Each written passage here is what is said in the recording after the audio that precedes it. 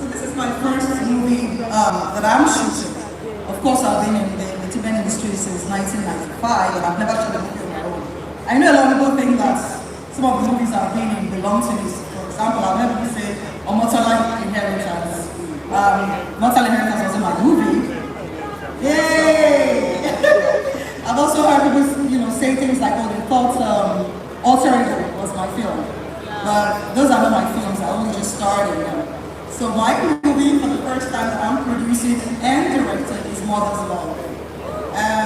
Why Mother's Love?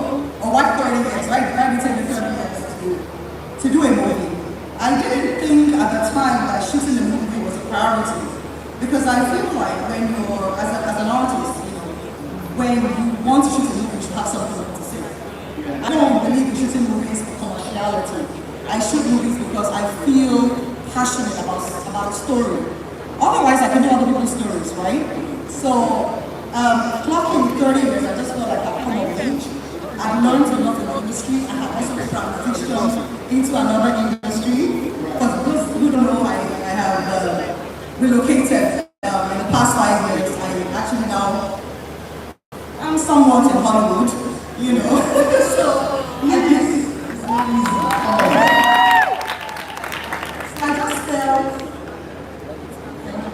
I just felt with that kind of experience now, which is something I've always wanted to have. I didn't think I wanted to do a movie when I just had experience with Nollywood, I wanted it to be global, I wanted to think global.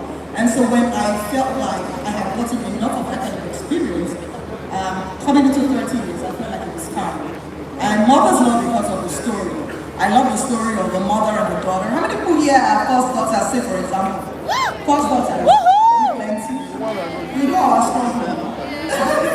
So this story is somewhat close to that. It's not necessarily about the first daughter, because my daughter and me is the only daughter. But it's still the story of a daughter. And she's the first daughter. So it's a story of how a daughter and a mother really, how their relationship is, the dynamics of their relationship. And because of the kind of relationship I have with my own mother, and what I'm having now with my own first daughter, all my daughters, I think it was a very important story to tell. You want to tell us a bit more about your relationship with your mother? I mean, are you guys good? Are you friends? So the relationship with my mother was a little bit tricky. I'll give you a little background so you understand why. I was an only child for a very long time. I was very close to my dad. My dad was the manager of Lagos Country Club in Ikeja. So you can understand this kind of mindset and his lifestyle. I schooled at Chrisland, but it's very close to the country club, you see. So when I would be, and at the time, prior to this living in Ikoyi, then we moved to where my father built his own house in Yanopaja. So my mom is very far away, she's all the way in Yanopaja. Me, I'm schooling in Ikeja with my dad, right? So after school, my dad would just send the driver to pick me up. I guess where I would end up in the club. Do you understand? So Mondays to Fridays, I spent time with my dad. And my dad was not a disciplinarian. He was a giant guy. And so imagine that only on Saturdays and Sundays, in fact, Sundays and on Saturdays, I would somewhat follow my dad. So it was only on Sundays my mom would think was the only day she had to discipline me and get all that discipline in. And so we were naturally enemies. I disliked her so much, I actually thought she wasn't my mom. My dad had a lot of girlfriends. I liked one of them a lot. So I claimed her. So when she would come to my school, unfortunately or fortunately, she was a vice president. So I would tell people that was my mom. And my mom this time, I actually thought I was mid-school. I was very fair when I was younger. So people thought she was my mom. And so, so all of that kind of dynamic was the relationship I had with my mother. It was really strange and all of that. And my mom was a disciplinarian, so imagine that. So on Sundays, I would get a beating of my life, enough to last the whole week. And so, I didn't get close to her until I actually got married. When did that name come from? Almost sexy came from my husband. My husband is that. So it means we shouldn't be using that name, right? No, it's fun. He actually bought a car and he had become homosexual for a long time, many years, nobody knew. But when he not born me, I think a lot of people probably saw that car. There was a Lincoln Navigator, it was red. It was like, is everybody look at that? And so he put some sexy on the paper, so that everybody knows. Nice, brilliant. I mean, you've been doing this for 31 years on screen. You've had a lot of firsts. I don't think a lot of people know. First African to, be invited to the Grammy, right? First African, to, be on Time magazine, right? 100 best influential people, most influential. Like, how many awards, how many recognitions do you have? And then how do you handle and manage these things? Yes. Sorry, say that again. How do you manage and handle all of these things? The fame, the attention, and everything. I'll say I've always been a very down-to-earth person. I've been always grounded, so managing fame for me was something I decided very early on in my career that I was into. Don't forget I got married very early. I got married when I was 18. Okay? Yeah, I got married in 1996 when I was 18. And I got married, and then the next year I won the Best Actress, for Muscle Inheritance. And so I came to stage with my very big, 9 months pregnant. And so all the guys there were like, oh, this fine girl.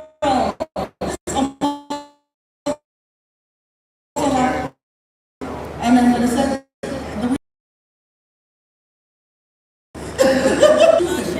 one, now my career is about to explode. But here I am, unfortunately, in the industry, I'm pregnant. So I will not be seen as a young girl anymore. So at that time, I'm going to own my sexuality. Because as an actor, we need that, as an actress. And then the second thing was, I decided, what? If I'm going to go far in this industry, I have to determine from now what my 10 years, my 20 years, or even now that I'm 30, my 30 years is going to be like. And one of the big things I did at the time was to invest in my family and make sure that, that foundation is solid, because I knew that that's the only thing that pulled me down, you see? So investing in family, I'm a big family person too, so I like to invest in family, right? So it's very, very, very key for people to invest in. Yes, and I think that, it's a strong foundation for people in the industry, right? Because you get exposed a lot, job, stress, and deliverables and everything. But once your foundation, the goal, is good, it gives you that balance. So I think it's a very valuable information for a lot of people to look at. Invest in families, very important, right? We have a lot of young people. I think that sometimes we're talking about it, before it was the movie industry, right? Now it's the creator industry, right? And a lot of people are trying to go into it. At the same time, the young people are also trying to go into the movie too as well, right? Same thing, yes. Exactly. Now, for you, are you trying to connect with the creator economy? How do you want to connect and, I don't want to use the word stay relevant because you are, but how do you want to connect to this new industry, which is the creator industry? I don't think I'm connected enough. That I have to say. But I want to connect even more going on out. And the reason is because for those of us who started very earlier on, we kind of understood, internet and the internet of things differently. I was the first person that had 1 million likes on Facebook. So, in the whole of Nigeria, yeah. So, what I say that to say that, of course, I was interested for me to have that fit. But I think along the line, it changed. The reason for that change. In those days when we post on Instagram or Facebook, when it just started, it was just really because I wanted to connect with our fans and let them a lot of people who were other than what tabloid story. So for us then, it was an opportunity to get to know who the real was and all of that. But it kind became more of almost like a test track. That's what it almost became like. Now you're no more posting because you enjoy, because I like this picture and I just want to post it. Now it's, oh my God, if I post this picture, is it going to get likes? Is it going to get, you know, is it going to reduce my, what do I call it, you know, my insights, engagements and stuff like that. And so when it became that stressful, I guess some of us just fell off. Right. I'll call it falling off. Yeah. We fell off the social media or the internet of things. So yeah, I'll say at some point I got disengaged. Right. There are many times I didn't come online for months on end. That's the truth. And especially when it became very toxic. So now you hear a lot of celebrities saying deactivating my account or I'm staying off social media and stuff like that because it's so toxic. And sometimes it messes with your mind. And as an artist, the worst thing that can happen to you is for your mind to not be right. That's the only thing you have is your mind. So if everything so if at the end of the day something keeps draining that mind, everything else gets affected. So for your sanity, sometimes it is important. She's my soul. She's my brain. It's alright. You see? So you have to know. You have to know those things. And it's deep. You have to understand it. And when you understand it, that's why you don't have issues. Because you don't have to separate each one of them and know what means at what time. That's amazing. So I think these are the kind of things a lot of young people need to understand, right? It's you at home, it's you on screen. I mean, it could be another outside. They need to understand and differentiate all of this. I think a lot of young people just get into it. I think an example, just to address that. Yeah. This is very important to me. For example, a lot of people are also a speaker, right? You guys know I speak. So imagine if I was going to speak at the UN, I'm UN ambassador. I'm not going to dress like this. This is almost sexy. Do you understand? Do you guys understand me? That's the difference. So imagine if I don't understand the different brands. Then because this is a speaking engagement as well. And if that's a speaking engagement as well, then I'll not say, okay, they want to come and see me. I'll not dress like this. No, I would be dressed in maybe a suit or a dress. You know, because that's a different brand, you see, than this one. So so that's why sometimes creatives seem to be confused because they don't know the different brands and what is needed. Right. Very key. Now you transition into Hollywood. How is that? Tricky, very tricky. I mean, you don't expect it not to be. Yeah. This is Hollywood, right? I've been there for thousands of years. I had transitioned into Hollywood a long time before I physically transitioned there. And if some of you have been following the news, remember that I did a CNN interview a while ago, I think it was 2014, where I was asked if I was going to leave physically to Hollywood. I said, never. None of us, because that was actually my belief, because I've always been a very patriotic person. And I remember saying something like, oh, what's the Jamaican superstar? Bob Marley. I was like, Bob Marley didn't have to leave Jamaica to be who he is and everything. And I remember my manager was so mad at me after that. He was like, Mosna, please, why did you not say that? I was like, that's my belief. And at the time, that's truly what I believe. Now, how many years down the line, what changed my mind?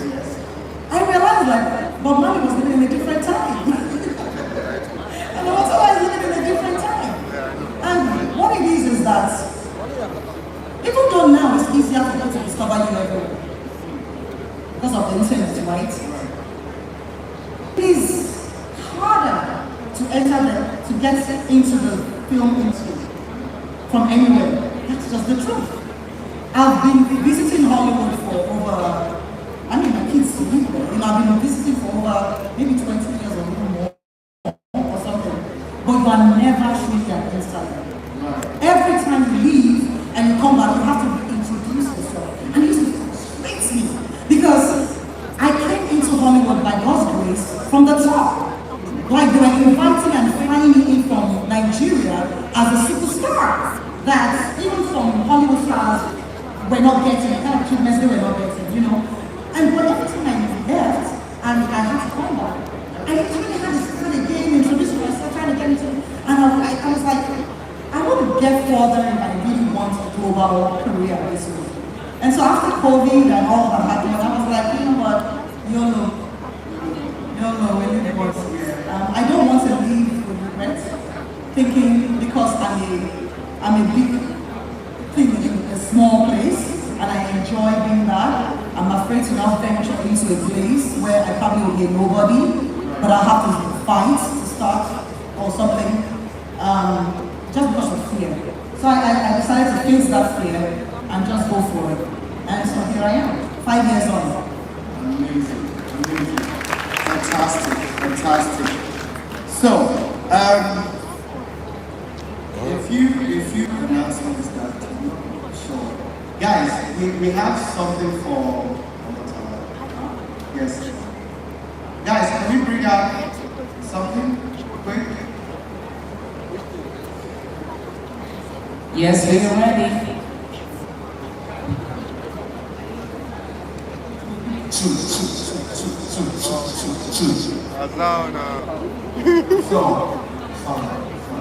ladies and gentlemen, I think we have questions, right?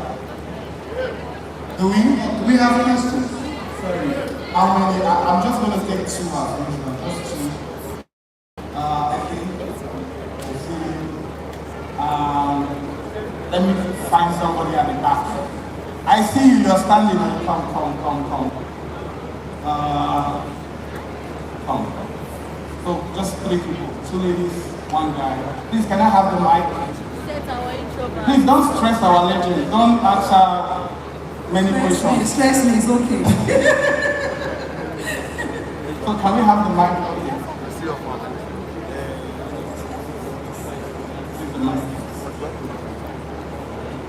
Christopher, I like what you're doing. Oh, amazing. Did you guys hear that? I'm a pop paper.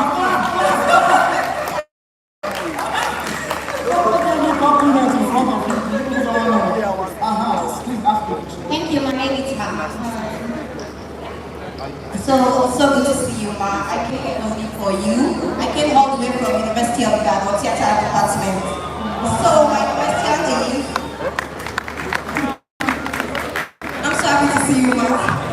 So at what point in your career did you realize that it's not passion is not just enough? You need more. In your career did you realize that? And also my other question is that what would you tell a theatre student that is transitioning into a movie? What would you tell a theatre student that is transitioning into movie? What would you advise her to do? Not me now. Yeah. And also, I wanted to say, but directly to him, it's an opportunity. Why don't you bring events like this to Ibadan? I came all the way from Ibadan to see this event. Why? Please. Thank you. She's shaking. What's your name? Oluwashemlere Ogudiro. My stage name is Mavella. Oluwashemlere Ogudiro is my name, and my stage name is Mavella. Mavella. Yes, ma'am. Mavella. Yes, Nice ma'am. to meet you. Nice to meet you And too. safe travels back to Ibadan. Thank you, ma. Okay, so your first question was, is passion enough? At what point did I know passion was not enough? Yes. I'll say very early on in my career. I'll tell you something. Like when a lot of you probably have read this in the interviews. I didn't plan to be an actor. It happened by mistake. Okay, my mother was a widow and I lost my father. We were hungry. That's the one I should have. I was just looking for a way to help my mom. I had two younger brothers and she was struggling badly. So the minute I left secondary school, I was about to get into university. I just really wanted an idol. I wanted to help her. So a neighbor of mine was a model at the time. At the time, he was Mr. Big. Gen Z children. You probably don't know that. But he was on all the billboards back in the 90s. He was a neighbor. And so he was like, this little girl. At the time, I was 15. So he was like, let me help you out, show you the ropes. So I started out by modeling. And it was from there, I was with another model friend, I don't remember her name today, for a film audition. But our own modeling and audition had not started. And she was like, I'm going for this other film audition, do you want to come with me? I was like, duh, I'm not doing anything, I will escort you. So I escorted her. She got in and she didn't get the part, and she came out, downcast and all of that. And she was like, "Do you want to go try?" I was like, "I didn't collecting money. I don't have money." She said, "No, it's free." So I went in, I was broke. So I went in there and tried, and I got the part, and that was it. I mean, needless I say, I and my friend were very friends after that. So that's besides the point. But anyway, so that was my introduction to acting. But when that happened, there was something that. So after the first job, second job, and it gave me a lot of money. Don't forget I was looking for money. So back in the day, this is 1995, I acted, my first pay was 40,000 naira. Wow. Yeah, I was shrewd. I've always been very shrewd businesswoman. And I remember I negotiated myself. And the first thing that came to my mind was, Jesus, that kind of money. And so the minute I realized that I could make that kind of money, and all the directors at the time were telling me I was that good, I was like the new in thing in the industry, like everybody was talking about. People were like, there was no phones then, back then, there were no cell phones. But we had 090, not 90. Not 90 people, are you here? Gen Z for you, Jesus, only one or two people. So you were not on that 9 knots. Wow. Anyway, this is that 090, not 9 knots, we call it. So a few of us had those things, so I would use that to call producers and stuff like that. And I got wind already that I was good and I was in the industry. The next thing I did immediately was to go and start researching. How do I make money? What do I need to do? How do I need to position myself? And I kid you not, from the minute I was called on that stage, that I won the best actress in English, the best actress overall, by that time I was 17, the next month I got myself a manager. The next month I got, and I didn't get a local manager. Sorry, nothing against local managers. I'm just trying to tell you my thinking. I've always had global managers. My manager at the time was a American, by the way. So that's to tell you how vicious I was from 1997. So it's intentional. I was very intentional.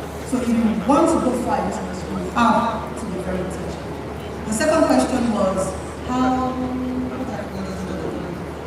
Do you remember your own question?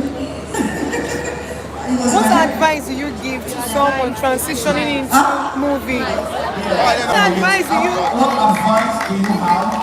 For a theater student that wants to transition into the movie industry? Don't be rigid. Don't be rigid. Theater arts teaches you how to Exaggerate. All right, exaggerate. Yeah. Stage, project. Yeah. You're animated. Film, you hold back.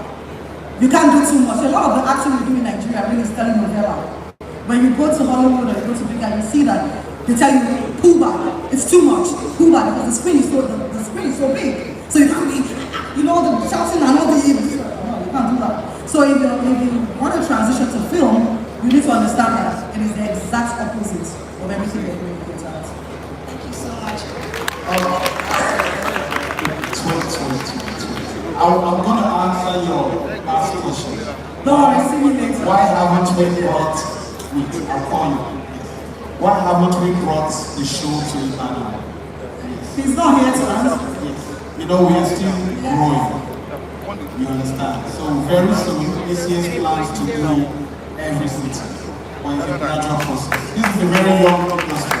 But before we take any questions, guys, I need to explain to you guys the magnitude of the guest we have sitting down there.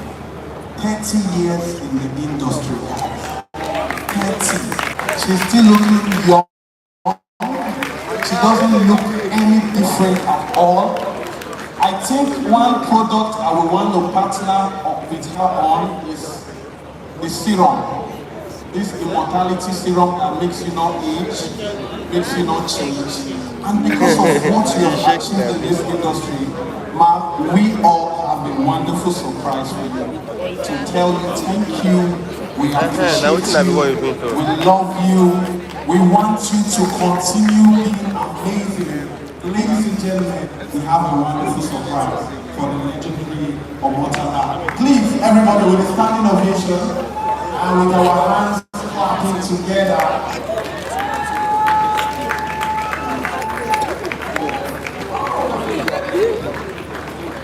Ladies and gentlemen, are you guys clapping? Dr. Omotala Adabi, 30 years of marriage and career. what the market expectations. Yes. It's only a product of no one knows what it takes to stand as tall as you. So as we honor you today, I say this poem is prophecy. Because indeed God has made you one. Like Joseph, you are clothed in a coat of many colors of blue. You are the moon, the stars, power. You are made the declaration of the victory. And Father, you will be your portion. All will carry you. May your life stand as a testament. What happens when a man decides to partner with the God who has the beginning and end of time? Ladies and gentlemen, are you guys clapping? Are you guys clapping? Oh, thank you so much. That was so touching. Thank you. Oh my God, thank you. Thank you to the organizers of ACS, Apollo and his amazing team, and to my wonderful host here, Chris Carl. To the amazing audience, everybody, men, women, young and old, everybody here, to the wonderful journalists in front of me, everybody, all protocols observed. I forgot to call your category, please forgive me. I want to say thank you from the bottom of my heart. I truly appreciate this. God bless you all. May you all get to 30 and even more. And for those of you who are still looking up to God for a wonderful partner, I prophesy into your life today. As creatives, one of the best things that can ever happen to you is to find the right partner. So I prophesy into your life, both men and women, boys and girls, that you will find the perfect partner for you. In Jesus' name, I will say, Amen.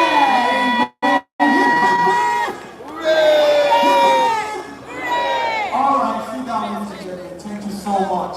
I'm just going to take one question and make it one question. Where's the other lady?